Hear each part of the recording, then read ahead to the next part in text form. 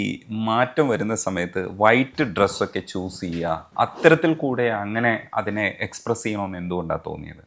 അത് കംഫർട്ട്, ഞാൻ നേരത്തെ പറഞ്ഞു, മടിയുടെ ഭാഗമാണ്. അത് പ്രസന്റബിൾ ആകുക എന്നുള്ളത് ഞാൻ വിശ്വസിച്ചത് വൃത്തിയിലാണ്. ഞാൻ പറഞ്ഞില്ല അലക്കി തേച്ചത്, അല്ലാതെ ഗ്ലാം ഓഫ് ദി അറ്റയറിലല്ല, ഈ ബ്രാൻഡിലല്ല. ഞാൻ കംഫർട്ടബിൾ അതില്ല. ബ്രാൻഡിനോടൊന്നും താല്പര്യമില്ല അജുവിന്? എനിക്ക് അങ്ങനെ ഇല്ല, പണ്ട് തൊട്ടേ ഇല്ല.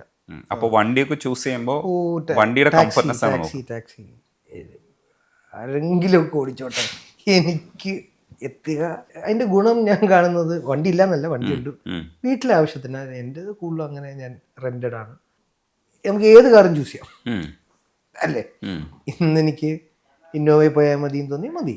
നാളെ എനിക്ക് കുറച്ചും കൂടി പ്രീമിയം കാറ് ഒരു ദിവസത്തേക്ക് ഓടിക്കുന്നത് നമുക്ക് വാങ്ങിച്ചിട്ട് ഓടിച്ചിട്ട് കൊതി തീർക്കാൻ വിടുക. ചിലപ്പോൾ അത് മടുത്തു പോയാലോ വാങ്ങിച്ചു കഴിഞ്ഞാൽ, ചിലത് ഓൺ ചെയ്യുമ്പം ആ ത്രില്ല് പോകും. പക്ഷേ ഈ കൂട്ടത്തിൽ നിൽക്കുന്ന, സർക്കിളിൽ നിൽക്കുന്നവരൊക്കെ പലതരത്തിലുള്ള കൂട്ടുകാരാണ്. ഇപ്പോൾ ധ്യാനെ പോലുള്ളൊരു കൂട്ടുകാരൻ, ഇല്ലെങ്കിൽ അങ്ങനെയുള്ള കൂട്ടുകാർ ഒരുപാട് പേര് ആ സർക്കിളിൽ തന്നെയുണ്ട്. ഇവരൊക്കെ എങ്ങനെയായിരിക്കും ഇൻഫ്ലുവൻസ് ചെയ്യുക? ഇപ്പോൾ തിരിച്ച് അജു പറയുന്ന ചില കാര്യങ്ങളൊക്കെ കേൾക്കുമ്പോൾ എങ്ങനെയായിരിക്കും അവർ ട്രോളുക? ധ്യാനൊക്കെ അപ്പം തന്നെ, പക്ഷേ വിളിച്ചൊന്നും പറയാറില്ല. ഇന്റർവ്യൂവിലുള്ള ധ്യാനല്ല ജീവിതത്തിലുള്ള ധ്യാൻ. ഇന്റർവ്യൂവിൽ അയാൾ കുറച്ചും കൂടി എന്റർടൈനർ ആവുന്നതാണ്. അതെ അതെ, പ്രേക്ഷകർക്ക് ഇഷ്ടമായതുകൊണ്ട് പുള്ളി കുറച്ചൊന്ന് മണ്ടം കളിച്ചു കൊടുക്കുന്നതാണ്. അയാൾ വളരെ ബുദ്ധിയുള്ളൊരു വെരി പ്രാക്ടിക്കൽ വ്യക്തിയാണ്. അബദ്ധങ്ങളൊക്കെ പറ്റിയിട്ടുണ്ട് ഇൻ്റർവ്യൂവിൽ പറഞ്ഞ. അല്ലാതെ ഞാൻ പറയുന്നത് പുള്ളിയുടെ കാര്യങ്ങളൊക്കെ നോക്കി പോകുന്നൊരു വളരെ സാധാരണക്കാരനാണ്. ഇപ്പം ഇതേപോലെ തന്നെ ഒരു കാര്യം അവനിൽ എനിക്ക് തോന്നിയിട്ടുള്ള, അയാളും ഭയങ്കര വണ്ടി ഇഷ്ടമാണ് എന്നല്ലാതെ അയാളല്ലാതെ മറ്റിലൊന്നും കോൺഷ്യസ് അല്ല. അയാളുടെ കംഫർട്ടായ പുള്ളി നോക്കാറുള്ളൂ. മുണ്ടൊക്കെ കൊടുത്തോണ്ട്, മുണ്ടെന്നല്ല ഞാൻ പറയുന്നത്, അയാൾക്ക് മുണ്ട് കംഫർട്ടബിൾ ആയതുകൊണ്ട്. അയാൾക്ക് മുണ്ട് കംഫർട്ടബിൾ ആകാൻ കാര്യം എന്ന് വെച്ചാൽ അയാൾക്ക് പാൻറ് അല്ലെങ്കിൽ എല്ലാ ആഴ്ച മാറ്റേണ്ടി വരും. ധ്യാൻ ഇത് ശ്രദ്ധിക്കുമല്ലോ. അതുകൊണ്ടാണ് പുള്ളി മുണ്ട്. കുഞ്ഞിരാമായണം ചെയ്യുമ്പോൾ ആദ്യമായിട്ട് ഒരു കറുത്ത മുണ്ട് എന്നെ എടുത്തോണ്ട് പോയത്. ഞാൻ കറുത്ത മുണ്ട് എടുത്തു. കാര്യം അത് ആഴ്ചയിൽ അല്ലെങ്കിൽ മാസം തോറുമ്പോൾ അതനുസരിച്ച് അങ്ങ് അഡ്ജസ്റ്റ് ആയി മാറുമല്ലോ മുണ്ട്. പാൻറ് അങ്ങനെ അഡ്ജസ്റ്റ് ആയി കിട്ടില്ലല്ലോ. ഇത്തരം കാര്യങ്ങളൊക്കെ ഇവർ പറയുന്ന സമയത്തോ ഇല്ലെങ്കിൽ കൂട്ടുകാരെ സംസാരിക്കുന്ന സമയത്തൊക്കെ ഒരു ഫ്രിക്ഷൻ വരില്ലേ? നമ്മൾ ഒരേ അങ്ങനെയല്ല. ഇല്ല ഈ ഒന്നും അതിന് പെർമിഷൻ നമ്മൾ മനസ്സുകൊണ്ട് കൊടുത്തവരവരൊക്കെ അതുണ്ടല്ലോ. മനസ്സുകൊണ്ട് അദ്ദേഹത്തിന് ഞാൻ ആ പെർമിഷൻ കൊടുത്തിട്ടുണ്ട്.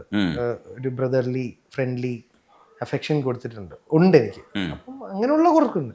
ഞാൻ നേരത്തെ പറഞ്ഞിട്ടുള്ള എഗെയിൻ, അല്ലാതെ എൻ്റെ ജോലിക്കാര്യം പ്രേക്ഷകർക്ക് ആർക്ക് വേണമെങ്കിലും പറയാം. ഒരിക്കലും ഞാൻ എൻ്റെ പേഴ്സണൽ കാര്യം മറ്റുള്ളവർ പോലെ പറഞ്ഞ് കേൾക്കില്ലല്ലോ, ഒരിക്കലും കേൾക്കില്ല. എന്നോട് കൺസേൺ എനിക്ക് ഫീൽ ചെയ്യുന്ന വ്യക്തികൾക്ക് ഇൻഫ്ലുവൻസ് ചെയ്യാവുന്ന ഒരു ഏരിയ ഉള്ള എൻ്റെ പേഴ്സണൽ സൈഡ്. എൻ്റെ സിനിമ അവർ ടിക്കറ്റ് എടുക്കുന്നത് കൊണ്ട്, അവരുടെ ഹാർഡ് ഏൺ മണി അവർ എൻ്റെ ഒരു പ്രൊഡക്റ്റിൽ ഇൻവെസ്റ്റ് ചെയ്യുന്നത് കൊണ്ട് ഞാൻ അവർക്ക് തിരിച്ചു കൊടുക്കുന്ന മര്യാദയാണ് ആ വാല്യൂ കൊടുക്കൽ അവരുടെ വാക്കുകൾക്ക്. എൻ്റെ പേഴ്സണൽ കാര്യത്തിൽ ഒരിക്കലും ഞാൻ ആരുടെയും കേൾക്കാറില്ല, അത് ബോധേഡ് ആവാറില്ല. അതുകൊണ്ട് തന്നെ ഇതൊന്നും ഒരു വിഷയമല്ല. ഇത് പെർമിഷൻ കൊടുത്തവരാ, അല്ലെങ്കിൽ ഞാൻ സത്യവും പറയുന്ന ആളല്ല. ഇപ്പൊ പെട്ടെന്ന് ഒരാൾ വന്ന് എന്നോട് ചോദിച്ചാൽ ഞാൻ കള്ള പറയുള്ളൂ. കാര്യം അയാൾ എൻ്റെ സത്യം അറിയാൻ അർഹിക്കുന്നില്ല എന്നുള്ളത് അർഹിക്കണം ആദ്യം, അത് ഡിസർവ് ചെയ്യണമല്ലോ, എന്നാലും ഞാൻ സത്യം പറയുള്ളൂ. മറ്റേ എല്ലാവരോടും സത്യം പറയണം എന്നുള്ളത് ഞാൻ വിശ്വസിക്കുന്നില്ല. ഞാനത് പിള്ളേരോടും നാച്ചുറലി അത് പറഞ്ഞു കൊടുക്കേണ്ട പ്രായമായിട്ടില്ല, വിശ്വസിക്കുന്നില്ല. പിന്നെ ഞാൻ വിശ്വസിക്കാത്ത എല്ലാവരോടും പറയേണ്ട കാര്യമില്ലല്ലോ. ഇപ്പൊ എൻ്റെ പോക്കറ്റിൽ എത്ര കാശുണ്ട് ഒരാൾ വന്ന് ചോദിച്ചു കഴിഞ്ഞാൽ ഞാൻ പറയേണ്ട കാര്യമില്ലല്ലോ. നമ്മൾ സത്യം പറയാവുള്ളൂ. എന്തിനാണ്? ചിലപ്പോൾ ഒന്നും ഉണ്ടാവില്ല, അപ്പൊ നമ്മൾ 100 രൂപ ഉണ്ടെന്ന് പറയണം. ചിലപ്പോൾ 1,00,000 രൂപ ഉണ്ടെങ്കിൽ നമ്മൾ പറയണം ഒന്നുമില്ല എന്ന് പറയണം. അത് നമ്മുടെ സന്തോഷമല്ലേ. പിന്നെ ഞാൻ അതേപോലെ എനിക്ക് കോൺട്രഡിക്ഷൻ ഫീൽ ചെയ്യുന്ന ഒരു statement, first impression the best impression, വളരെ എനിക്ക് മാച്ച് ചെയ്യാൻ പറ്റാറില്ല. ഞാനിപ്പോൾ ഒരാളെ പറ്റിക്കാൻ തീരുമാനിച്ചു പോയി ഏറ്റവും നന്നായിട്ട് പെരുമാറിയ അതായിട്ട് അവനെ ചതിച്ച അത് എന്തൊരു വൈരുദ്ധ്യമാണ്, ഭയങ്കര വൈരുദ്ധ്യം. അതെ. വിനീത് ശ്രീനിവാസൻ എന്ന് പറയുന്നത് നമ്മളെയൊക്കെ സ്വാധീനിക്കുന്ന ഒരു വ്യക്തിയാണ്. നമ്മളൊരു പ്രാവശ്യം പരിചയപ്പെട്ട് കഴിഞ്ഞാൽ ആ മനുഷ്യന് സംസാരിക്കുന്നത് നമ്മളിങ്ങനെ അയാൾ സംസാരിക്കുന്ന മോഡുലേഷനൊപ്പം കേൾക്കാൻ ശ്രമിക്കും. അയാൾ പ്രത്യേക ഒരു മോഡുലേഷനിലാണ് സംസാരിച്ചുകൊണ്ടിരിക്കുന്നത്. വിനീത് എന്ന് പറയുന്ന മനുഷ്യനെ എങ്ങനെയാണ് സ്വാധീനിച്ചിട്ടുള്ളത് അജുവിനെ? വിനീതിലോട്ട് എത്തുന്നതിന് മുന്നേ ഞാൻ അങ്ങനെ ആകുമ്പോൾ എൻ്റെ ഒരു മാനേജറായി ഞാൻ ജോലി ചെയ്യുന്ന സമയത്ത് മഹേഷ് എന്നൊരു വ്യക്തി, മഹേഷ് ബാലകൃഷ്ണൻ, അദ്ദേഹം സദർലാൻഡിൽ ഞാൻ വർക്ക് ചെയ്തപ്പോൾ എൻ്റെ മാനേജറായിരുന്നു HR-ൽ. എൻ്റെ ലൈഫിൽ എനിക്ക് അങ്ങനെ ഒരു ഭാഗ്യം കിട്ടിയിട്ടുണ്ട്. ഇപ്പം എൻ്റെ സ്കൂൾ തൊട്ട് തുടങ്ങിക്കഴിഞ്ഞാൽ ആദ്യത്തെ നമ്മളുടെ ഗുരുക്കന്മാർ നമ്മുടെ മാതാപിതാക്കൾ തന്നെയാണ്. അതുകൊണ്ട് നേരെ സ്കൂളിലോട്ട് വരും. സ്കൂളിലെ എനിക്ക് കിട്ടി, നാച്ചുറലി എല്ലാവർക്കും കിട്ടും, ചിലർക്ക് കിട്ടിയിട്ടില്ല. റൈറ്റ് മെൻറ്ററിങ് എന്ന് പറയുന്നത്, അത് ഞാനിപ്പം പലരോട് ഇൻട്രാക്ട് ചെയ്യുമ്പോൾ നമുക്ക് അപ്പോഴാണ് നമുക്ക് എൻ്റെ വില മനസ്സിലായത്. എനിക്ക് അത് ജോലിക്ക് പോയപ്പോഴും മഹേഷ് ബാലകൃഷ്ണനെ കിട്ടുകയും വളരെ കേപ്പബിൾ ആയിട്ടുള്ളൊരു കോർപ്പറേറ്റ് ജോലിക്കാരനാക്കാൻ എനേബിൾ ചെയ്തത് മഹേഷാണ്. അപ്പോൾ മഹേഷിൻ്റെ ഒരു പ്രൊഫഷണലിസം എന്നിൽ ഒരുപാട് ഇൻഫ്ലുവൻസ് ചെയ്തത് കൊണ്ട് തന്നെ പിന്നെ സിനിമയിൽ വന്നപ്പോൾ വിനീത് എന്ന് പറഞ്ഞ മെൻറ്ററിനെ കിട്ടിയത് എഗെയിൻ ഭയങ്കര ഒരു ബ്ലെസ്സിങ് ആണ്. അതുകൊണ്ട് തന്നെ ഈ പുള്ളിയുടെ രീതിക്ക് ഈ ശീലിച്ച പ്രൊഫഷണൽ കാര്യങ്ങൾ സിനിമയിലോട്ട് അഡാപ്റ്റ് ചെയ്യാൻ എന്നെ സഹായിച്ച വിനീത്. അതാണ് നമ്മുടെ അൾട്ടിമേറ്റ്. സിനിമയായിരുന്നല്ലോ നമ്മുടെ എപ്പോഴത്തെയും കൊതി. അപ്പോൾ അയാൾ വളരെ വാല്യുബിൾ ആയിട്ടുള്ള ഒരുപാട് കോൺട്രിബ്യൂഷൻ ചെയ്ത ഒരാളാണ് എൻ്റെ ലൈഫിൽ. ഒറ്റ വരിക്ക് പറഞ്ഞാൽ നമ്മളെ ടാക്സ് അടയ്ക്കാൻ കാരണക്കാരനായ വ്യക്തി. അത് ചെറിയ കാര്യമല്ലല്ലോ. നമ്മളെ ഡിപ്പെൻഡ് ചെയ്ത് നമുക്ക് ഒരു ഫാമിലി, ഒരു കുട്ടികൾ ഒക്കെ നമ്മളെ ഡിപ്പെൻഡ് ചെയ്യത്തക്ക രീതിയിൽ നമ്മുടെ ജീവിതത്തിൽ വന്നു ചേരാൻ കാരണമായ അയാളാണ്. വേറെ വ്യക്തികൾ നമുക്ക് സിനിമ വരാൻ കാരണമായത് പുള്ളി കാരണമാണ്. പിന്നെ പുള്ളി പണ്ട് പറഞ്ഞത് ഞാൻ ഓർക്കുന്നുണ്ട്, ഇവിടെ നമ്മൾ സിനിമ ചെയ്ത് എന്നോട് പറഞ്ഞിരുന്ന എല്ലായിടത്തും പോയി സിനിമയാണെന്ന്. അതാണ് ഒരു ആൾ പറയേണ്ടത്. അയാൾ തന്നെ എക്യുപ്ഡ് ആവണമല്ലോ. എപ്പോഴും ഇങ്ങനെ കൊണ്ട് നടക്കാതെ എന്നെ എങ്ങനെ കൊണ്ട് നടത്തിയിട്ടില്ല. അതുകൊണ്ട് ഞാൻ ചാൻസ് ചോദിച്ചിട്ടില്ലാത്തത് വിനീതാണ്. എനിക്ക് അത്രയും കൺഫ്യൂഷനൊക്കെ അങ്ങനെ അധികം വന്നിട്ടുമില്ല. ഞങ്ങൾ ഇടയ്ക്ക് വിളിച്ച് സംസാരിക്കുന്ന പിന്നെയും എന്തെങ്കിലുമൊക്കെ തമാശയൊക്കെ ആയിരിക്കും, പിന്നെ അല്ലാതെ അങ്ങനെ ഭയങ്കര സിനിമാറ്റിക് ധ്യാനിനെ കുറിച്ചൊക്കെ ആയിരിക്കും ചിലപ്പോഴൊക്കെ സംസാരിക്കുന്നത്. അല്ലാതെ നിങ്ങൾക്കൊരു എന്റർടൈൻമെന്റ് ടോപ്പിക്കാണ്. ഇതിന് മുന്നേ ഞാൻ ഇന്റർവ്യൂവിൽ വരുന്നതിന് മുന്നേ ഇപ്പോഴും ശ്രദ്ധിച്ചറിയാം, ലവ് ആക്ഷൻ ഡ്രാമയുടെ ഒരു ഇന്റർവ്യൂ ധ്യാനെ ഞങ്ങൾ കഷ്ടപ്പെട്ട് പിടിച്ചിരുത്തിയതല്ല JB ജംഗ്ഷനിൽ. അതിൽ ഞാനാ സംസാരിക്കുന്നത്, ധ്യാൻ മിണ്ടുന്നില്ല. വല്ലപ്പോഴും ഒരു പഞ്ച് ലൈൻ അടിച്ചിട്ട് പോകും. ഇയാൾ പക്ഷെ ജീവിതത്തിൽ മിണ്ടും. ആ തമാശകളുണ്ടല്ലോ ഞങ്ങൾക്ക് അന്നോട്ടേ പരിചയപ്പെട്ട കാലം തൊട്ട്. പക്ഷെ പിന്നെ ഒരു ദിവസം ഇയാൾക്ക് എന്തോ ബോധോദയം വന്ന് ഇയാൾ പിന്നെ ഇത് പുറത്തും പറയാൻ തുടങ്ങിയല്ലോ. സോ ഞാൻ വിനീതിനെ കാണുന്നത് എൻ്റെ ഏറ്റവും ഇമ്പോർട്ടൻ്റ് ആയിട്ടുള്ള മെൻറ്റർ. അത് കഴിഞ്ഞിട്ട് അഹമ്മദ് എന്ന് പറഞ്ഞ വ്യക്തിയും കൂടെ ആ സ്പേസിൽ ഡെഫിനറ്റ്ലി എൻ്റെ വന്നിട്ടുണ്ട്. നമുക്കറിയാം, ഒരു ഈഗോ മാറ്റി തന്ന പിള്ളേർ അവിടുന്ന് എന്നെ ഒന്ന് റിഫൈൻ ചെയ്ത് ചെയ്യിപ്പിച്ച് വിശ്വാസം നേടിയെടുത്ത്. അന്ന് ഭയങ്കര സോഫ്റ്റ് സ്പോക്കൺ പുള്ളി. ഈ അടുത്ത അഹമ്മദ് പറഞ്ഞു, KCF 2 ഞാൻ ഒരു ഗസ്റ്റ് റോൾ ചെയ്തു. ഈ അടുത്ത് ഞങ്ങളിങ്ങനെ ഒരു കാര്യത്തിന് ഞാൻ പറഞ്ഞു, ഈ കാര്യം ഞാൻ പറഞ്ഞു, ഈ പിള്ളേർ കാരണമാണ് നിനക്ക് ഞാൻ ബുദ്ധിമുട്ടുണ്ടാക്കാതിരുന്നത് എന്ന് ഞാൻ അവനോട് പറഞ്ഞു. അപ്പോൾ എനിക്കൊരു പേടി ഉണ്ടായിരുന്നു, കാര്യം നിങ്ങൾ ഇനിയും ബുദ്ധിമുട്ടുണ്ടാക്കി. ഞാനില്ല, അതിന് കാരണക്കാർ ഇവരായി. ഇപ്പോൾ സ്ഥാനാർത്ഥി ഇറങ്ങിയപ്പം അഹമ്മദിന് ഭയങ്കര സന്തോഷമായി. അതിന് വന്ന റിവ്യൂസും നമ്മുടെ എല്ലാ റിവ്യൂവേഴ്സ് ഇൻക്ലൂഡിങ് ഇപ്പോൾ കോക്കാണെങ്കിലും ഉണ്ണിയാണെങ്കിലും പേരുകളായിട്ട് എനിക്കങ്ങനെ പെട്ടെന്ന് കിട്ടുന്നില്ല, പക്ഷെ എല്ലാവരോടും നന്ദിയുണ്ട്. അവർ മോശം പറഞ്ഞപ്പോഴും ഞാൻ അതേപോലെ എനിക്ക് പ്ലസ് എന്ന് തോന്നിയതൊക്കെ ഞാൻ മാറ്റാൻ ശ്രമിച്ചിട്ടുണ്ട്. ഇതൊക്കെ ആകുമ്പോഴും കുടുംബത്തിലെ അജു എന്താണെന്ന് എനിക്കറിയില്ല. മൊത്തം 4 മക്കളാണ് ഉള്ളത്. അവരുടെ ഡീറ്റെയിൽസും അജുവിൻ്റെ ഒരു പെരുമാറ്റവും ഇല്ലെങ്കിൽ അജുവിനോടുള്ള അവരുടെ തിരിച്ചുള്ളൊരു റിയാക്ഷനും ഒക്കെ എങ്ങനെയാണെന്നൊന്ന് പറയും. അവിടെ ഞാൻ പണ്ട് വളരെ സീരിയസ് ആയിരുന്നു, അങ്ങനത്തെ ഒരു കാഴ്ചപ്പാടുണ്ടായിരുന്നു. ഇപ്പം ഞാൻ അത്ര സീരിയസ് ആവാതിരിക്കാൻ ശ്രമിക്കുന്നു. കുട്ടികളുടെ പ്രായവും കൂടെ പറയും. ഇപ്പം അവർ 10 and 8 ആയി. മൂത്തവർ 10ഉം രണ്ടാമത്തെ 8ഉം. ഒരു പെൺകുട്ടിയും 3 ആൺകുട്ടികളും.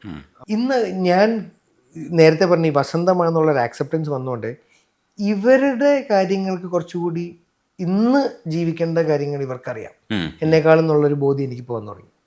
അപ്പം നമ്മൾ അതിൽ കൂടുതൽ അവരെ ഡിസ്റ്റർബ് ചെയ്യാതിരിക്കുക, സ്പേസ് കൊടുക്കുക, പിന്നെ കളിയാക്കുക അല്ലെങ്കിൽ അതൊക്കെ ഉണ്ട്. അവരെ വളരെ ഈസി ആയിട്ട് വളർത്തില്ല ഞാൻ പറയുന്നത്. അവരെ കളിയാക്കുക അല്ലെങ്കിൽ അങ്ങനത്തെ ഒക്കെ ഉണ്ട്. ഞാൻ പറയുന്നത് ഭയങ്കര പാമ്പർ ചെയ്ത് വളർത്തില്ല, അതും ഞാൻ ചെയ്തിട്ടില്ല.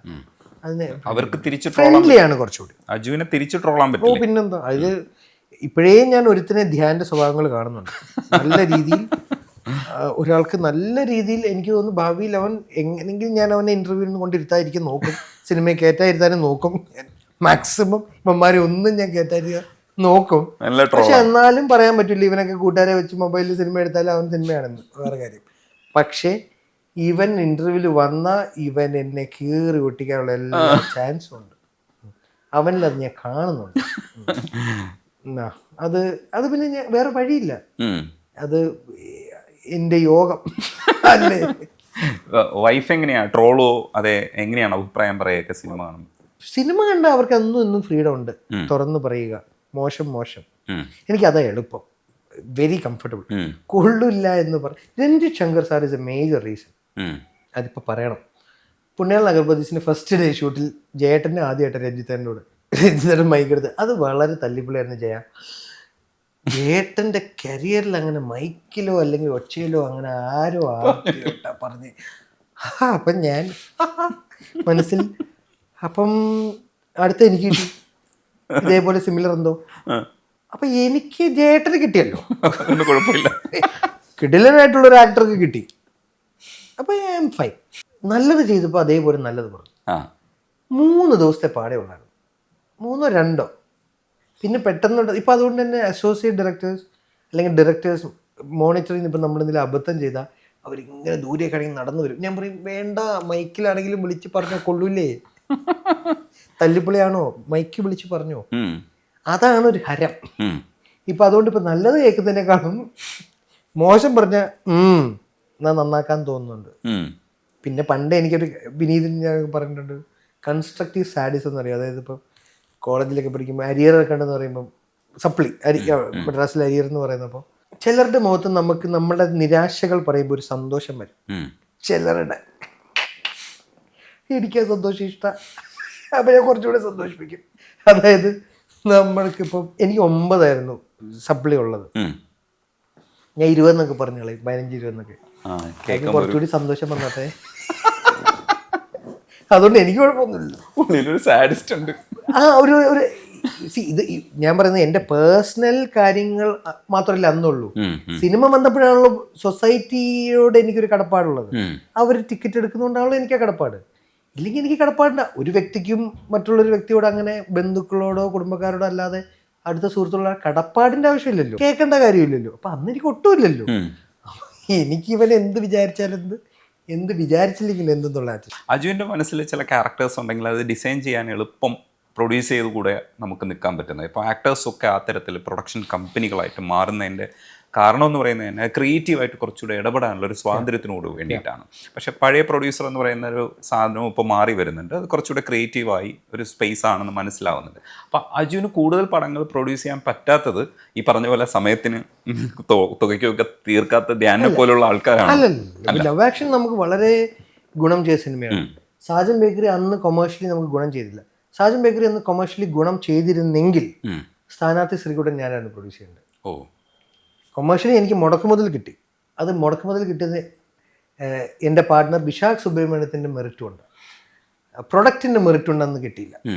പ്രൊഡക്റ്റിൻ്റെ മെറിറ്റ് കൊണ്ടായിരുന്നെങ്കിൽ ഡെഫിനറ്റ്ലി ഞാൻ സ്ഥാനാർത്ഥി ശ്രീകുട്ടൻ അന്ന് പ്രൊഡ്യൂസ് ചെയ്യാൻ കമ്മിറ്റ് ചെയ്തത്. ഞാൻ അവരോട് പറഞ്ഞത് ഫെബ്രുവരി 12 പടം ഇറങ്ങി റിസൾട്ട് നോക്കിയിട്ട് നമുക്ക് പ്രൊഡക്ഷൻ തീരുമാനിക്കാം. ഇല്ലാതെ ഞാൻ ചെയ്തില്ല. എനിക്ക് അത് ഇഷ്ടമാണ് സിനിമ. പക്ഷേ പിന്നെ ഞാൻ മനസ്സിലാക്കി, ഞാൻ ശ്രദ്ധിക്കേണ്ട പ്രൈമറി ഉത്തരവാദിത്തം പ്രേക്ഷകർ ഫസ്റ്റ് എനിക്ക് നിന്നെ ഇങ്ങോട്ട് കടത്തി വിട്ടത് ഈ ജോലി എടുക്കാനാണ്, നീ അതാദ്യം ചെയ്യും വൃത്തിക്ക്, എന്നിട്ടാണല്ലോ നീ വേറെ ജോലി ചെയ്യണ്ടേ. അപ്പോൾ ഞാൻ വിചാരിച്ചു എന്നാൽ അത് ശ്രമിക്കും, നമുക്ക് കയ്യിലുള്ളത് കളയല്ലേ. സോ അതുകൊണ്ട് ഞാൻ വിചാരിച്ചു പ്രൊഡക്ഷൻ ഇപ്പം ഏതായാലും നമുക്ക് ധ്യാനും ബിസിയാണ്, വിശാഖ് മാത്രമല്ല. അപ്പോൾ അവൻ എന്താണേലും അവൻ്റെ ഫാമിലി കമ്പനി ഉണ്ട്, മെറിലാൻഡ് ഉണ്ട്. അപ്പം വിശാഖ് കാര്യം അവനെ അഭിനയിക്കാൻ അറിയില്ല അല്ലെങ്കിൽ താല്പര്യമില്ല. അപ്പോൾ വിശാഖിൻ്റെ സിനിമകൾ ചെയ്യുന്നു, ധ്യാൻ ഞാനും പൂർണ്ണമായിട്ടും ഇപ്പോൾ ഇതിൽ കമ്മിറ്റഡാണ്. പക്ഷേ നിങ്ങൾ തുടങ്ങുന്ന സമയത്ത് ഇപ്പോൾ ഫണ്ടാസ്റ്റിക് എന്നാണ് പേരിട്ടത്. അപ്പോൾ അതുകൊണ്ട് തന്നെ അത്തരത്തിലുള്ള സിനിമകൾ പ്രൊഡ്യൂസ് ചെയ്യുക എന്ന് പറയുന്ന ഒരു ഫോക്കസ് അന്ന് നമ്മളൊക്കെ കണ്ടിരുന്നു. പക്ഷേ അത് കഴിഞ്ഞിട്ട് ഇപ്പോൾ ഫണ്ടില്ലാത്ത പടങ്ങളിലേക്ക് പതിയെ മാറിപ്പോയി. തിരിച്ച് ഇതിലേക്ക് നിങ്ങളുടെ കൂട്ടം തിരിച്ചു വരുമെന്ന് പ്രതീക്ഷയുണ്ട്. ഫണ്ടാസ്റ്റിക് ഉണ്ടാക്കിയത് ഒറ്റ പടത്തിന് വേണ്ടിയാണ്, ലവ് ആക്ഷൻ ഡ്രാമ. ബാക്കി 2 സംഭവിച്ചതാണ്. അതുകൊണ്ടാണ് F. എന്ന് ഞാൻ ലോഗോ ഡിസൈൻ ചെയ്തത്. F. കഴിഞ്ഞു, ഒറ്റെണ്ണം ഫുൾ സ്റ്റോപ്പ്. 2 സംഭവിച്ചു പോയതാ, അതിന്റെ കൂട്ടത്തിൽ കൂടെ കേറിപ്പോയതാ. ഇല്ലെങ്കിൽ ഒറ്റ സിനിമ അത് തീരുമാനിച്ചിട്ട്, അതുകൊണ്ടാണ് ഞാൻ ഡോട്ട് ഇട്ട് കൊടുത്തത്. നല്ല ലോഗോയാണ് ഡിസൈൻ ചെയ്ത് തന്നെ. എനിക്ക് ഇഷ്ടമാണ് ആ പേരും ലോഗോയും. ആ പേര് ഞങ്ങൾക്ക് ഭയങ്കര ഇഷ്ടമാണ്. കാര്യം പ്രൊഡക്ഷൻ ഹൗസിന് ഫൺടാസ്റ്റിക് എന്ന് പറയുമ്പോൾ ഒരു ഫാന്റാസ്റ്റിക് എന്നുള്ള ഫീലും കിട്ടും, ഫൺ എന്നുള്ള ഇതുകൊണ്ട് നല്ല ലോഗോ ഷാനിക്ക ചെയ്ത് തന്നതും. പക്ഷേ അതിലൊന്നും ഇമോഷണലി ഞാൻ അങ്ങനെ കണക്റ്റഡ് അല്ല. മെറ്റീരിയലിസ്റ്റിക്കലി ഞാൻ ഇമോഷണലി കണക്റ്റഡ് അല്ല. ഇപ്പം ചിലർക്ക് വണ്ടി, മൊബൈൽ, ഞാൻ with all respect to all car അല്ലെങ്കിൽ വണ്ടി ലവേഴ്സ്, നമുക്കത് ഭയങ്കര കെയർഫുൾ ആയിട്ട് കൊണ്ടുപോകും. നമ്മളതിൻ്റെ കസ്റ്റോഡിയനോ കെയർ ടേക്കറോ ആയി മാറുക. നമ്മൾ കാശ് കൊടുത്ത് ഒരു കാര്യം നമ്മുടെ കംഫർട്ടിന് വാങ്ങിയിട്ട് നമ്മൾ അതിനെ നോക്കിക്കൊണ്ട് നടക്കുക എന്ന് പറയുന്നത് ഭയങ്കര പാടുള്ള കാര്യമാണല്ലോ. അപ്പം അതുകൊണ്ട് തന്നെ മെറ്റീരിയലിസ്റ്റിക്കലി ഞാൻ അങ്ങനെ ഒന്നിനോടും കണക്ട് വെക്കാറില്ല. ഭക്ഷണം മാത്രമുള്ള ആ ഒരു കാര്യത്തിൽ ഇച്ചിരി കൈവിട്ട് പോകുന്നത്. ഇപ്പോഴും കൺട്രോൾഡ് അല്ല ഫുഡ്? അല്ല. ഫോഴ്സ്ഫുള്ളി കൺട്രോൾ ചെയ്യുന്ന തീരുമാനം ഞാൻ കുറേ എടുത്തു. ഇപ്പം അങ്ങനെ നോക്കുകയാണെങ്കിൽ അത് ഓരോ സിനിമയ്ക്ക് ഗുണം ചെയ്തിട്ടുണ്ട്, ഇല്ല ഞാൻ പറയുന്നില്ല. ഇപ്പം ലവ് ആക്ഷൻ ഡ്രാമയ്ക്ക് വേണ്ടി ധ്യാൻ എന്നെ വിളിച്ച് നല്ല വഴക്ക് പറഞ്ഞു. ആദ്യവും അവസാനമായിട്ട് അവൻ എന്നെ വഴക്കും തെറിയും പറഞ്ഞേക്കുന്ന താൻ്റെ തടി എന്ന് പറഞ്ഞിട്ട് കൊന്നെന്നെ. അന്ന് പോയി ഞാനൊന്ന് മെലിഞ്ഞു. അത് ആ സിനിമയ്ക്ക് ഗുണം ചെയ്തു. പിന്നെ സാജൻ മേഖലയിൽ ചന്തു പറഞ്ഞു ഞാൻ മെലിഞ്ഞു. കേരള ക്രൈം ഫയൽസിന് മെലിഞ്ഞു, അഹമ്മദ് പറഞ്ഞുകൊണ്ട്. ഇതിന് മുന്നേ തട്ടത്തിൻ മറയത്തിന് മെലിഞ്ഞു. പക്ഷേ അത് മെയിൻറ്റെയിൻ ചെയ്യാൻ എനിക്ക് ആ ജോലി കഴിയുമ്പം ആ റോള് ചെയ്ത് കഴിഞ്ഞല്ലോ, ഇനിയും തിരിച്ച് വണ്ണം വെച്ചാലല്ലേ മിന്നൽ മുരളി ചെയ്യാൻ പറ്റുള്ളൂ എന്നുള്ളൊരു കാഴ്ചപ്പാട് എനിക്ക് എവിടെയോ ഉണ്ട്. അല്ലെങ്കിൽ ഒരു ഫീനിക്സോ അല്ലെങ്കിൽ ഇപ്പോഴത്തെ സ്ഥാനം അതൊക്കെ ഒരാളൊരു നോർമൽ ലുക്കിംഗ് പേഴ്സൺ ആയിരിക്കണമല്ലോ എന്നുള്ള ഒരു ലേസി എസ്കേപ്പിസോ ആണത്, അറിയാം. പക്ഷെ ഞാൻ അതിൽ നിന്ന് ഇപ്പോഴും മോചിതനായിട്ടില്ല. ഈ ഫീനിക്സ് ചെയ്തിട്ട് ഫീനിക്സ് കണ്ടോ? അജുവിന് പ്രേതപടങ്ങൾ ഇഷ്ടമില്ലെന്നാണ്. ഇല്ല, ഫീനിക്സ് കണ്ടു, കുഴപ്പമില്ല. അത്രയും നമുക്കറിയാലോ അതൊക്കെ. പ്രേതപടമല്ല ഞാൻ കാണാറില്ല. ശരിക്കും ഇപ്പോഴും പ്രേതത്തിന് പേടിയുണ്ട്? പണ്ടില്ലായിരുന്നു. എനിക്കും ധ്യാനം ഒരു എൻകൗണ്ടർ നടന്നിരുന്നു. ഞാനത് പറഞ്ഞു, ഒരു ഹോട്ടലിൽ താമസിക്കുമ്പോൾ സച്ചിൻ സിനിമ ചെയ്യുമ്പം ഞങ്ങൾക്കത് എൻകൗണ്ടർ ചെയ്തപ്പം ഒരു ഇത് വന്നു. അപ്പം ഞാൻ പിന്നെ എന്നോട് ഒരൊറ്റ ചോദ്യം ധ്യാൻ ചോദിച്ചതാണ് എൻ്റെ തിരിച്ചറിവ്. സദാ അവൻ വിളിക്കുന്നത് അപ്പം സദാ എല്ലാ സിനിമയിലും കാണാറില്ല, ഈ ധൈര്യം കാണിച്ചു പോകുന്ന ആദ്യം പോകുന്ന ചെറുക്കനാണ് ചത്തു പോകുന്നത്.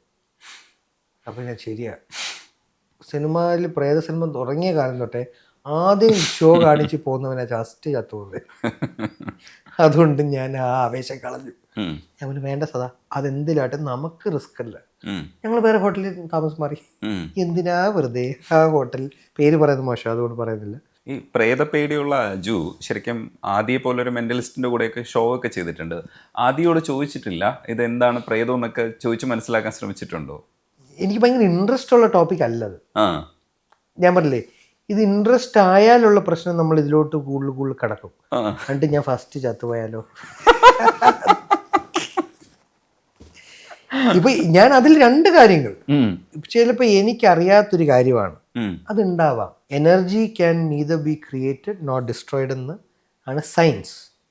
ഒരു എനർജിയാണ് നമ്മുടെ ഉള്ളിൽ നമ്മളെ പ്രവർത്തിപ്പിക്കുന്നതെന്നുള്ളതും സയൻസ്. അത് ഇന്ന് വരെ സയൻസിനെ ഡിപിക്റ്റ് ചെയ്യാൻ പറ്റിയിട്ടില്ല. ആ എനർജി കാണാനോ മെഷർ ചെയ്യാനോ പറ്റിയിട്ടില്ല. ആ എനർജി നഷ്ടപ്പെടുമ്പോൾ മനുഷ്യൻ്റെ ആയുസ് തീരുന്നു. ആ എനർജി എവിടെ പോകുന്നു എന്നും കൃത്യമായിട്ട് എനിക്കൊരു ഉത്തരം ഇന്ന് വരെ സയൻസിൽ നിന്ന് തന്നിട്ടില്ല. ഉണ്ടോ? അവർ പരീക്ഷണങ്ങളും വാഗ്വാദങ്ങളും അല്ലേ, ഓരോ തിയറംസും ഉണ്ടാവാം. പക്ഷെ വ്യക്തമായ ഭൂരിപക്ഷം അംഗീകരിച്ച ഒരു തിയറി ഉണ്ടോയെന്ന് എനിക്ക് സംശയമുണ്ട്. അപ്പോൾ ആ എനർജി എവിടെയോ അൺഡിസ്ട്രോയിഡ് ആയിട്ടുണ്ട്. അതാണല്ലോ അനൂപേട്ടന്റെ പകൽ നക്ഷത്രത്തിലെ ചോദ്യം. ഇതൊക്കെ പ്രേത സിനിമ എഴുതാൻ കൊള്ളാം. പ്രേതത്തിനെ സ്ഥാപിക്കാൻ ഇത് പോരാ ആണല്ലേ? അതെ, പ്രേത സിനിമ എഴുതാൻ. അനൂപേട്ടന്റെ ചോദ്യം അതാണ്, ഈ ഭൂമി ആരുടെയാണ്? മരിച്ചവരുടെ ആണോ ജീവിച്ചിരിക്കുന്നവരുടെ ആണോ? ജീവിച്ചിരിക്കുന്നവരുടെയാണ്. എനിക്ക് അറിയില്ല, ഞങ്ങൾക്കൊക്കെ അറിയാം. അപ്പോൾ ഇനി ഒരിക്കലും അതിന് വിശ്വസിക്കില്ല. ബിക്കോസ് ഇപ്പൊ എയ്ത്തിസം പറയുന്ന ഞാൻ കുറേ കണ്ടിട്ടുണ്ട്. ഞാൻ പ്യുവർ വിശ്വാസിയാണ്. എയ്ത്തിസം പറയുന്ന ആളുകളൊക്കെ കണ്ടിട്ടുണ്ട്. അവർ പറയുന്ന ഇതൊക്കെ സംഭവിച്ചു ഇതിനൊക്കെ സയൻസ് പറയുന്നു. ഇത് ഉണ്ടാക്കാൻ ഒരിക്കലും പറ്റൂല സയൻസ് വെച്ച്. ഇത് സംതിങ് അവിടെ ഉള്ള കാര്യം ലൈറ്റ് അടിച്ച് കാണിക്കുന്നതാണ് ഇവർ ചെയ്യുന്നത്. അത് അവിടെ ഉണ്ടായതിനെ കുറിച്ചാണ് ഇവിടെ ആക്ച്വൽ ചർച്ച. പിന്നെ അതൊരു ഡിബേറ്റാണ്. എനിക്കും ചേട്ടൻ്റെ ഐഡിയോളജി അറിയാം. ഡിബേറ്റ്, നെവർ എൻഡിങ് ഡിബേറ്റ് ആയിരിക്കും. അല്ല, പ്രേതം ഇല്ല, അത് പോട്ടെ, അതിന് ഡിബേറ്റബിൾ ഒന്നും അല്ല, അത് ഡിബേറ്റബിൾ സബ്ജക്റ്റ്. പ്രേതം എന്നുള്ള വാക്ക് അല്ല ഞാൻ പറയുന്നത്. ഞാൻ യൂസ് ചെയ്തത് ഒരു എനർജി ആണോ മനുഷ്യൻ്റെ ഉള്ളിൽ സയൻസിൽ? നമ്മളെ നിലനിർത്തുന്നത് ഒരു എനർജി ഉണ്ടോ? അതുണ്ടോ?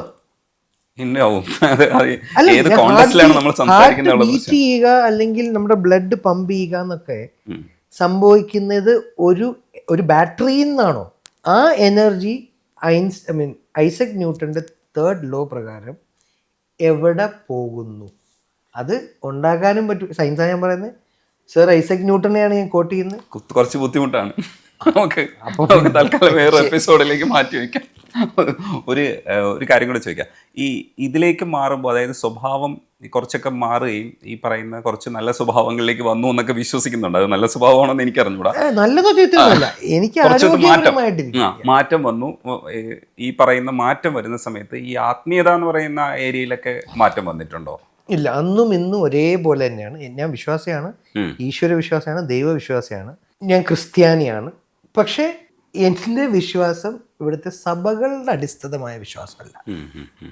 Nobody can dictate or order. ഞാൻ പ്രാർത്ഥിക്കേണ്ടതോ വിശ്വസിക്കേണ്ടോ രീതി എന്ന് ഞാൻ വിശ്വസിക്കുന്നു. മനസ്സിലായി. സ്ഥലം, സമയം, രീതി എല്ലാം എൻ്റെയാണ്. പ്രെയർ എന്ന് പറയുന്നത് ഞാൻ വിശ്വസിക്കുന്നത് കമ്മ്യൂണിക്കേഷൻ ആണല്ലോ. എൻ്റെ അറിവില്ലായ്മയും വിവരമില്ലായ്മയിലുള്ള മണ്ടത്തരങ്ങളും ഞാൻ കമ്മ്യൂണിക്കേറ്റ് ചെയ്യും. ഒരു കുട്ടി മാതാപിതാക്കളോട് എങ്ങനെയാണ് എന്നുള്ളതാണ് എൻ്റെ വിശ്വാസം.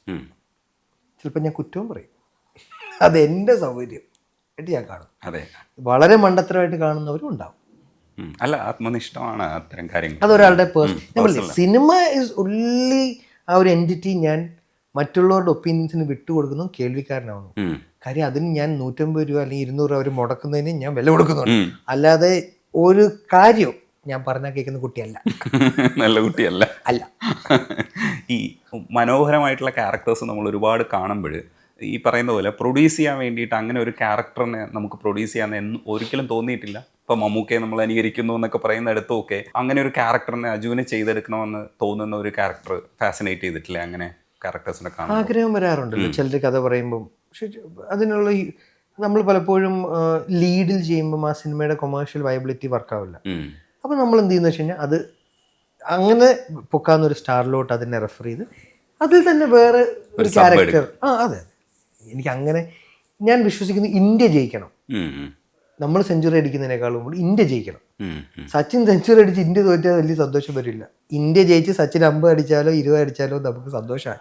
ഇന്ത്യ വേൾഡ് കപ്പ് സച്ചിൻ അദ്ദേഹം സ്കോർ ചെയ്തിട്ടില്ലല്ലോ, പക്ഷെ വേൾഡ് കപ്പ് ജയിക്കുകയാണല്ലോ നമുക്ക് ഇമ്പോർട്ടൻറ്റ്. ഞാൻ എൻ്റെ ഒരു കാഴ്ചപ്പാട്, ഞാൻ പേഴ്സണലി എൻ്റെ ജോലി ഉത്തരവാദിത്വം മാന്യമായി ചെയ്യുക, സിനിമ ഓടുക, അതാണല്ലോ പ്രൈമറിലി. അത് പറഞ്ഞപ്പോഴാണ് ഈ സ്പോർട്സിനെ ഓടുക എന്ന് പറഞ്ഞാൽ തിയേറ്ററിൽ ഞാൻ പറഞ്ഞ കളക്ട് ചെയ്യുക മാത്രമല്ല, അത് ചിലപ്പോൾ സംഭവിക്കണമെന്നില്ല. കാണുന്ന എല്ലാവരും ആ സിനിമയുടെ ആശയത്തിനോടൊപ്പം പോവുക, യോജിപ്പ് പ്രകടിപ്പിക്കാതിരിക്കുക. That is success. ഈ സ്പോർട്സിനെ കുറിച്ച് പറഞ്ഞപ്പോൾ ഒരു കാര്യം കൂടെ പറഞ്ഞാൽ അത് ആ കാര്യം അവസാനിപ്പിക്കാം. സ്ഥാനാർത്ഥി സീക്കുട്ടനിൽ ശരിക്കും ആ ക്രിക്കറ്റ് കളി എന്ന് പറയുന്നത് നമ്മുടെ ഉള്ളിലേക്ക് പതിക്കുന്നുണ്ട്. കാരണം നമ്മൾ ക്രിക്കറ്റ് കളിച്ച് നടന്ന കാലത്തെ റീകളക്ട് ചെയ്യുന്നുണ്ട്. അപ്പോൾ അവർ ഓരോ റൺസ് എടുക്കുന്നതും 2 ടീം ഒരു ടീമിനോടൊപ്പമാണല്ലോ നമ്മളൊപ്പം നിൽക്കുന്നത്. ശ്രീകുട്ടനൊപ്പമായിരുന്നു നമ്മളൊക്കെ ആ സമയത്ത്. അപ്പോൾ ആ റൺസ് എടുക്കുന്ന സമയത്തൊക്കെ നമ്മുടെ ഉള്ളിൽ അത് കണക്ട് ചെയ്യാൻ ആ ചെറിയ ഗ്രൗണ്ട് കൊണ്ടും ചെറിയ സംവിധാനങ്ങളും കൊണ്ടും കഴിഞ്ഞു എന്നുള്ളത് ആ ഒരു ഡയറക്ഷൻ്റെയോ ആ പ്രൊഡക്ഷൻ്റെ ഒരു വിജയമായിട്ട് ഞാൻ മികവ് തന്നെയാണ്. ആ കമൻട്രി ചെയ്ത പൂർത്തി എന്ന് പറഞ്ഞ ക്യാരക്ടറിൻ്റെയും മികവ്, ബിനീഷിൻ്റെ ഈ ടീമിൻ്റെയും. ഞാൻ അൽഫോൺസിനോടും പറഞ്ഞതാ സിനിമയൊന്ന് കാണാൻ നോക്കണം. അന്ന് ഗോബൂസ് വന്ന ഒരു പറ്റം കൂട്ടുകാരാണ് പിന്നെ ചരിത്രം എഴുതി പ്രേമം കാരണമായത്. ഒരു നേരത്തിന് ശേഷം ഇവർക്കും ഞാൻ അങ്ങനെ ഒരു പൊട്ടൻഷ്യൽ കാണുന്നു. അനൂപ് എന്ന് പറഞ്ഞ DOP ആണ് പേരിലൂർ പ്രീമിയർ ലീഗ് ചെയ്തത്. ഇപ്പം പ്രഭുദേവ AR റഹ്മാൻ 25 വർഷത്തിന് ശേഷം ചെയ്യുന്ന മൂൺ വാക്കിലെ DOP അനൂപാണ്. സോ ആനന്ദ് മന്മഥൻ അത്യാവശ്യം നോട്ടീസ് ചെയ്യപ്പെടുന്ന ഒരു ക്യാരക്ടർ കഥാപാത്ര സ്വഭാവ നടനായി മാറുന്നു റൈറ്റേഴ്സ്. സോ അവർ നാച്ചുറലി ഓർഗാനിക്കലി അവർ വരും. ഈ കേരള ക്രൈം ഫയൽസ് അജുവിൻ്റെ ജീവിതത്തിൽ അല്ലെങ്കിൽ ക്യാരക്ടേഴ്സിൽ ഉണ്ടാക്കാൻ പോകുന്നൊരു മാറ്റം എനിക്ക് ഫീൽ ചെയ്യുന്നുണ്ട്. കുറേ കൂടെ ആൾക്കാർ അജുവിനെ ആ തരത്തിൽ കാസ്റ്റ് ചെയ്യാൻ സാധ്യതയുണ്ട്. കുറച്ചുകൂടെ ഗൗരവ സ്വഭാവമുള്ള ക്യാരക്ടേഴ്സ് ഇയാളെ ഏൽപ്പിക്കാം എന്ന് തോന്നിയത് അതൊരു മാർക്കായിട്ട് എനിക്ക് തോന്നുന്നുണ്ട്. അത് അജു കേരള ക്രൈം ഫയൽസിനെ അങ്ങനെ നോക്കിക്കാണുന്നുണ്ടോ? കേരള ക്രൈം ഫയൽസിന് ശേഷം എനിക്ക് ഒരു കാസ്റ്റിംഗ് നടന്നിട്ടുള്ളൂ.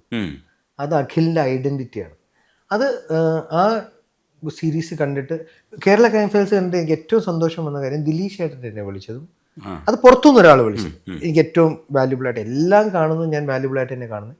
പക്ഷേ ഡെഫിനറ്റ്ലി ദിലീഷ് ഏട്ടനോട് നമുക്കൊരു ഫിലിം മേക്കർ എന്നുള്ള ആരാധന കൂടുതലായതുകൊണ്ട് ഞാൻ ആ പേര് ഇവിടെ പറഞ്ഞു എന്നേ ഉള്ളൂ. മറ്റുള്ളവരുടെയൊക്കെ ഞാൻ വാല്യുബിൾ ആയിട്ട് തന്നെ എടുക്കുന്നത്. വിനീതും വിളിച്ചത് എനിക്ക് ഭയങ്കര സന്തോഷം തോന്നി. ഹെലന്റെ ഡയറക്ടർ മാത്തുക്കുട്ടി വിളിച്ചത്, അയാളാണല്ലോ ഫസ്റ്റ് അത് ഇഷ്ടപ്പെട്ടത്, അയാളാണല്ലോ ആദ്യം എന്നെ പോലീസാക്കി. പിന്നെ അതുകൊണ്ട് എനിക്ക് കൺവേർഷൻ എന്ന് പറയാൻ ആ വേഷം കൊണ്ട് എനിക്കൊരു കൺവേർഷൻ സംഭവിച്ചത് അഖിൽ പോൾ അത് കണ്ടിട്ട് വിളിച്ച് കുറേ സംസാരിച്ചിട്ട് വെച്ചു. ഒരാഴ്ച കഴിഞ്ഞിട്ടെന്തോ അവരുടെ ഇടയിൽ എന്നെ കാസ്റ്റ് ചെയ്യപ്പെടുന്ന ഒരു നിലയിലോട്ട് പോയി. ഐഡൻറ്റിറ്റിയിൽ നല്ല വേഷമാണ്, ചെറുതാണ്, നല്ല വേഷമാണ്. അതിനൊരിക്കലും അഖിൽ കേരള ക്രൈം ഫയൽസ് കണ്ടില്ലായിരുന്നെങ്കിൽ എന്നെ കാസ്റ്റ് ചെയ്യില്ലായിരുന്നു. അപ്പോൾ അത് അഹമ്മദിനോട് ഞാൻ പറഞ്ഞിട്ടുണ്ട്. ദിലീഷ് ചേട്ടൻ എന്താ പറഞ്ഞത്? മിനിമൽ വേർഡ്സ് ആയിരുന്നു, എക്സാക്റ്റ് ഓർക്കുന്നില്ല. ഒരു പരിപാടി നന്നായിരുന്നു, പരിപാടി എന്നുള്ള വേർഡായിരുന്നു, ഇവിടെ പരിപാടി നന്നായിരുന്നു, അത് വർക്കാട്ടോ എന്നൊക്കെ ഉള്ളൊരു ലൈനായിരുന്നു. എക്സാക്ട് സംഭാഷണം ഓർക്കുന്നില്ല. പിന്നെ ആ കോൾ അടിക്കുന്ന എളുപ്പത്തോട്ട് ഞാൻ ഭയങ്കര ഹാപ്പിയായിരുന്നു. കാര്യം എനിക്ക് ഭയങ്കര ഇഷ്ടപ്പെട്ട ഫിലിം മേക്കറാണ്. അപ്പോൾ അതുകൊണ്ട് തന്നെ ഭയങ്കര വാല്യുബിൾ. അതുപോലെ ഗഗനചാരി കണ്ടിട്ട് എൻ്റെ 14 വർഷത്തിൽ എന്നെ ഒരു സിനിമ കണ്ടിട്ട് ഫസ്റ്റ് ടൈമാണ് അൻവർ റഷീദ് ഖാൻ. ഞാൻ ഏറ്റവും നമ്മളൊക്കെ ആരാധിക്കുന്ന ഫിലിം മേക്കേഴ്സിൽ ഒരാളല്ലേ, കൊമേഴ്ഷ്യൽ ആൻഡ് സെയിം ടൈം ബ്രിഡ്ജൊക്കെ കണ്ടുകഴിഞ്ഞാൽ ഒറ്റയടിക്ക് ബ്രിഡ്ജിലൂടെ നമ്മൾ ഫ്ലിപ്പ് ചെയ്ത് കളഞ്ഞില്ലേ എന്ന് രാജമാണിക്കോ ചോട്ടോമ്പയും ചെയ്ത ആള് ബ്രിഡ്ജ്.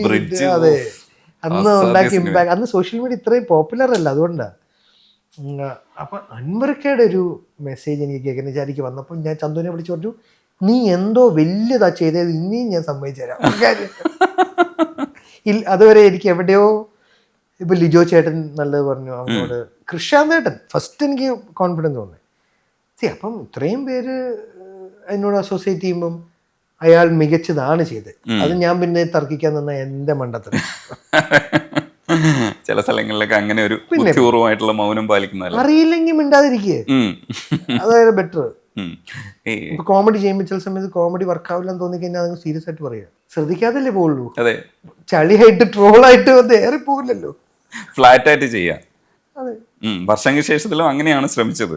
വർഷശേഷത്തിൽ ചിലടത്ത് എനിക്ക് പുള്ളി ചെയ്യാൻ പറ്റൂല. ഗഗനചാരിയില്ല കൂടുതലും, ഗഗനചാരി ഞാൻ കുറച്ചും കൂടി ലൗഡ് ആക്കായിരുന്നു ഇപ്പൊ തോന്നി. ഞാൻ വർഷങ്ങൾക്ക് ശേഷത്തിൽ, പക്ഷെ അത് മതി കേട്ടോ. ഗഗനചാരിയും ഓക്കെയാണ്, വർക്കൗട്ടാണ് കംപ്ലീറ്റ്. ചിലടത്ത് കൂട്ടായിരുന്നു, ചിലര് പിള്ളേർ പറഞ്ഞു, ചിലടത്തൊക്കെ ലൗഡാക്കി വിടായിരുന്നു. പക്ഷെ എനിക്ക് പേടിയുണ്ട് അങ്ങനെ ചെയ്ത ഒരു സീൻ കാരണം ഒരു മുഴുവൻ പ്രൊഡക്റ്റിനെ നശിപ്പിക്കുന്നതും ചില സമയത്ത് അങ്ങ് കണ്ണടച്ചങ്ങ് വിടുന്നതും.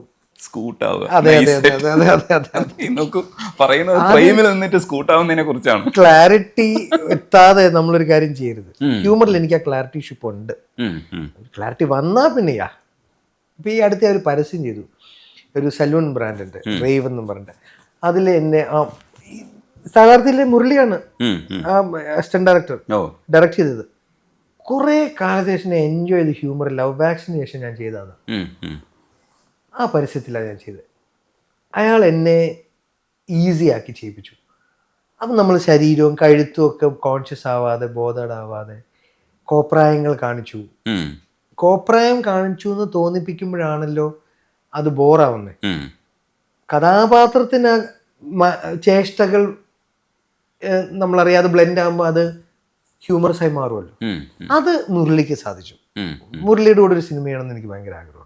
അയാൾ ഒരുപാട് നല്ല കോൺസെപ്റ്റുകൾ എന്നോട് പറഞ്ഞു. പറ്റുന്ന പോലെ ടോവിയോടാണെങ്കിലും നിവിനോടാണെങ്കിലും, ഇൻഫാക്ട് തമിഴിലെ എനിക്ക് പരിചയമുള്ള ആക്ടേഴ്സിനോടൊക്കെ ഞാൻ അരുൺ ചന്ദൂരിനെ പോലെ മുരളിയുടെയും ഞാൻ പറഞ്ഞിട്ടുണ്ട്. അയാൾക്കും ഹ്യൂജ് ഒരു മാർക്ക് ഉണ്ടാക്കാൻ പറ്റും. സുഹൃത്തുക്കൾക്കിടയിൽ സ്പോണ്ടേനിയസ് ആയിട്ട് തമാശ പറഞ്ഞിരുന്ന ഒരു അജു വർഗീസിന് ആ കാലഘട്ടത്തിൽ കുറേ പടങ്ങൾ അങ്ങനെ ചെയ്യാൻ പറ്റി.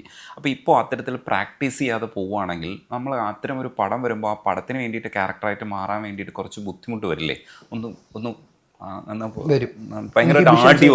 ഇൻഹിബിഷൻസ് കട്ട് ചെയ്യുക എന്നുള്ളത് ദിലീപേട്ടനോടൊക്കെ വർക്ക് ചെയ്ത ഒരുപാട് പ്ലസ് ആയ 2 countries ഒക്കെ ചെയ്ത സമയത്ത് പുള്ളിയുടെ വരുന്നത് ചിലപ്പോൾ അപ്പം അത് റിഫ്ലക്ട് ചെയ്യില്ല. അപ്പം നമ്മളിങ്ങനെ ഒന്ന് പേടിച്ചൊക്കെ നിൽക്കുമല്ലോ. അല്ലെങ്കിൽ നമ്മളൊരു സൗഹൃദ സ്ഥലത്ത് പോയിട്ടാണല്ലോ നമ്മൾ പഠിച്ചൊരു സാധനം വേറെ സ്ഥലത്താണല്ലോ നമ്മൾ അപ്ലൈ ചെയ്യുക. അപ്പം അതൊക്കെ ഇപ്പം തീർച്ചയായിട്ടും ഒരു പാടുള്ള കാര്യമായിരിക്കും. ഒരു ഔട്ട് ആൻഡ് ഔട്ട് ഹ്യൂമർ സാധനം വന്നാൽ അതുകൊണ്ടാണ് അടികപ്പിയാരെ 2 അറ്റംപ്റ്റ് ചെയ്യാൻ കോൺഫിഡൻസ് ഇല്ലാത്തത്. ഞാൻ എൻ്റെ കഴിവിന് പരമാവധി ഞാൻ ആ സിനിമ ഞാൻ ഭാഗമാവില്ല. ആ സിനിമ അവർ സെക്കൻഡ് പാർട്ട് അവർക്ക് പുൾ ഓഫ് ചെയ്യുകയാണെങ്കിൽ വെരി ഗുഡ്. ഞാൻ ഭാഗമാവാൻ ശ്രമിക്കില്ല കഴിവത്. എൻ്റെ ആ ചെയ്തു വെച്ചതിനെ നമ്മൾ ഇനി നശിപ്പിക്കരുതല്ലോ. അറിഞ്ഞുകൊണ്ട് കഴിവുണ്ടെങ്കിൽ ഓക്കെ. എനിക്ക് കോൺഫിഡൻസ് തോന്നിയാൽ തോന്നുന്നില്ല. അതൊക്കെ അജുവിനോട് വേറൊരു അല്ലേലേ കോൺഫിഡൻസ് ഇല്ലാത്തൊരു നടനാണ് ഞാൻ. ഒരിക്കലും മമ്മൂക്ക എടുത്ത് അതിനെക്കുറിച്ച് നമുക്ക് ആർക്കും അത് പഠിപ്പിച്ചു തരാൻ പറ്റില്ല. അദ്ദേഹം പറഞ്ഞ കാര്യം ശരിയാണ്. ഉള്ളിൽ നിന്ന് എനിക്കത് ഒരിക്കലും വരാത്ത കാര്യം. അല്ല, ഒരുപക്ഷെ അതായിരിക്കും അജുവിന്റെ കോൺഫിഡൻസ്, ഈ ഭയത്തോടു കൂടി സമീപിക്കുന്നത്. അതുകൊണ്ട് ശ്രദ്ധിക്കും നമ്മൾ. അജു, എൻ്റെ ഇന്റർവ്യൂസ് ഒക്കെ കാണുന്ന ഒരാളാണ് അജു എന്ന് എനിക്കറിയാം. അജു എന്നെ കുറിച്ചൊരു കമന്റ് പറഞ്ഞ ട്രോൾ ചെയ്യാലും എനിക്ക് കുഴപ്പമില്ല, ചുമ്മാ ചോദിക്കുക. അതിനകത്തൊരു ഒരു കമന്റ് പറഞ്ഞാൽ എങ്ങനെയായിരിക്കും അജു പറയുക? അല്ലല്ല, എനിക്ക് ഇന്റർവ്യൂവറിന്റെ ഏറ്റവും വലിയ ക്വാളിറ്റി ആയിട്ട് ഞാൻ ട്രോളാനാണ് ഞാൻ പറഞ്ഞത്. അല്ല, ക്വാളിറ്റി ആയിട്ട് ഞാൻ കാണുന്ന ഒരു കാര്യം, വ്യക്തമായ ചോദ്യങ്ങളെ നമുക്ക് ഉത്തരങ്ങളിലോട്ട് എത്തിക്കാൻ പറ്റുള്ളൂ. വ്യക്തമായ ചോദ്യം ചോദിക്കണമെങ്കിൽ ഇന്റർവ്യൂ ചെയ്യുന്ന വ്യക്തിക്ക് എന്തിനെക്കുറിച്ച്, ആരെയാണ് ഇന്റർവ്യൂ ചെയ്യുന്നതിനും അയാളുടെ മേഖലയും അയാളെ കുറിച്ചൊക്കെ ഐഡിയ വേണമല്ലോ, ഒരു ഹോംവർക്ക് വേണമല്ലോ. അപ്പം അതെപ്പോഴും ചേട്ടനിലുണ്ട്. അപ്പം ചേട്ടൻ്റെ പഴയ കാലത്തെ ഇൻ്റർവ്യൂസിൽ ചേട്ടൻ്റെ ആ കോൺഫിഡൻസും ഒക്കെ കാണുന്ന പ്രേക്ഷകരെ ഞങ്ങൾക്ക് ഇഷ്ടമായിരുന്നു. ഇൻ്റർവ്യൂവിന് ഇപ്പോൾ കരൺ താപ്പറിൻ്റെ ഇൻ്റർവ്യൂ അല്ലേ, നമുക്ക് ഇഷ്ടമാണ്. കരൺ താപ്പറിന് ഒടുക്കത്തെ ആറ്റിറ്റ്യൂഡാണ്, പക്ഷേ കരൺ താപ്പറിൻ്റെ ഇൻ്റർവ്യൂ ഇഷ്ടമാണ് എനിക്ക്. സിമി ഗേർവാളിൻ്റെ ഇൻ്റർവ്യൂ നമുക്കിഷ്ടമാണ്. അതിൽ നിന്ന് മാറി ഈ അടുത്ത ചേട്ടൻ്റെ ഇൻ്റർവ്യൂവിൽ ബോഡി ലാംഗ്വേജിലുള്ള മാറ്റം എനിക്ക് ട്രോൾ ചെയ്യാൻ തോന്നിയിട്ടുണ്ട്. അതിൻ്റെ ഭാഗമായിട്ടാണ് ഞാൻ ഈ കലാജിയോ പൊളിറ്റിക്കൽ സ്റ്റേറ്റ്മെൻ്റ് അല്ലേ എന്ന് പറഞ്ഞത്. സോ അത് എനിക്ക് തോന്നുന്നു ഒരു പരിധിവരെ കൊമേഴ്ഷ്യൽ സ്വഭാവവും വരുമ്പം നമുക്ക് ചെയ്യേണ്ടി വരുന്നതാവാം അല്ലേ. ചേട്ടൻ ഏത് മീഡിയ റെപ്രസെൻ്റ് ചെയ്യുന്നേ അതിൻ്റെ പോളിസിയുടെ ഭാഗമാകാം.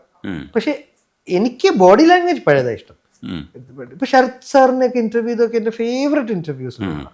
കാര്യം നമുക്ക് പുള്ളിയെ ഇഷ്ടമാണ് as a music director and musician. വ്യക്തിപരമായിട്ടും എനിക്ക് അദ്ദേഹത്തെ ഇന്ററാക്ട് ചെയ്ത് കുറച്ച് സമയം കൊണ്ട് ഫാനായി പോയ ആളാണ്. പുള്ളി ചിരിപ്പിച്ചിരിക്കാതിരിക്കാൻ എനിക്ക് പറ്റില്ല. അല്ല, പുള്ളിയുടെ ഭയങ്കര അല്ലല്ല, പുള്ളിയുടെ ഞാൻ മനസ്സിലായി. ചില ഇന്റർവ്യൂസിലൊക്കെ ചേട്ടൻ നല്ല ആറ്റിറ്റ്യൂഡിൽ തന്നെ ഇരുന്നോ എന്ന് തന്നെ തോന്നിപ്പോകും. പഴയ ആറ്റിറ്റ്യൂഡ് ആ ആറ്റിറ്റ്യൂഡാ പാടി. അങ്ങനെയില്ല, അതാണ് കുറച്ച് ഫേക്ക് എന്ന് എനിക്ക് തോന്നുന്നു. ഇത് കുറച്ചുകൂടെ ജെന്യുവൻ ആണോ? ഓ, അതായിരുന്നു മസിൽ. പക്ഷെ അത് ഭയങ്കരമായിട്ട് ഇണങ്ങി ഈ ചേട്ടൻ്റെ രൂപത്തിനും ചോദ്യങ്ങളുടെ വ്യക്തതയ്ക്കും. ആ ആറ്റിറ്റ്യൂഡ് കറക്റ്റ് ആയിരുന്നു. ഇത് ചിലപ്പോൾ ചോദ്യങ്ങളുടെ വ്യക്തതയെ ഡൈല്യൂട്ട് ചെയ്തായിട്ട് തോന്നി. ജെന്യുമിനിറ്റി ഓഫ് ദി ക്വസ്റ്റ്യന് ആ സീരിയസ്നെസ് നല്ലായിരുന്നു. എന്റെ അഭിപ്രായം കേട്ടോ. എന്റെ കൂടെ കുറച്ച് ഇതേപോലെ ഇപ്പോഴത്തെ ട്രെൻഡാന്ന് എന്നെ ബോധിപ്പിക്കാൻ നടക്കുന്ന കുറെ പിള്ളേർ, അവരുടെ കൂടെ എന്നെ ബോധിപ്പിക്കല്ല, എന്നെ മനസ്സിലാക്കി തരുമെന്ന് ഞാൻ വിശ്വസിക്കുന്നു. എന്തായാലും പടങ്ങളുമായിട്ട് മുന്നോട്ട് പോവുക. ഇടയ്ക്കിടയ്ക്ക് കോമഡി പടങ്ങൾ മിസ് ചെയ്യരുത് എന്നാണ്. ഇല്ല, ഹലോ മമ്മി ഇപ്പൊ അതുകൊണ്ടാണ് ചെയ്തത്.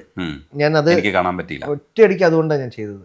ആ പരസ്യം ഞാൻ അതുകൊണ്ടാണ് ചെയ്തത്. മുരളി എന്നോട് ഈ പരസ്യം പിച്ച് ചെയ്ത് റേവ് സലൂണിന്റെ ആ പരസ്യം ഞാൻ പിച്ച് ചെയ്ത ഒറ്റ കാരണം, ഞാൻ ചെയ്യാൻ ഇമ്മീഡിയറ്റ്ലി യെസ് പറഞ്ഞത് ആ സബ്ജക്റ്റാണ്. മഞ്ഞുമേൽ ബോയ്സിനെയും ബ്രഹ്മയുഗത്തിനെയും പ്രേമലുവിനെയും ഒരേപോലെ അയാൾ ഒരു സ്ക്രിപ്റ്റിൽ എൻകോപ്പറേറ്റ് ചെയ്ത് കാണിച്ചു.